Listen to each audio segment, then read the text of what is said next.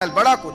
तो रब करीम ने फरिश्तों से फरमाया कि वत्तखज़ल्लाहु इब्राहीम खलीला, इब्राहिम मेरा दोस्त है।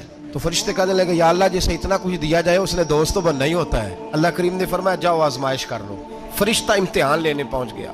हजरत इब्राहिम के जानवर चर रहे हैं चरागाह में, हजरत इब्राहिम भी हैं, गुलाम भी हैं, बहुत बड़ा रेवड़ है, आप तशरीफ फरमाएं। एक फरिश्ता आया तो खेत में छुप के बैठ गया और बुलंद आवाज से कहने लगा सुबहान अल्लाह वल्हम्दुलिल्लाह वला इलाहा इल्लल्लाह। अब वो हजरत सैयदना इब्राहिम अलैहिस्सलाम खड़े थे तो वो खेत में बैठ के तस्बीह पढ़ने लगा सुबहान अल्लाह वल्हम्दुलिल्लाह वला इलाहा इल्लल्लाह। हजरत इब्राहिम कहने लगे ये मेरे रब का नाम कौन ले रहा है, बड़ी इसकी मीठी आवाज है, कौन है? ढूंढने लगे, घूमते घूमते उसके पास चले गए। फरिश्ता इंसानी शक्ल में, तू मेरे रब का जिक्र कर रहा था?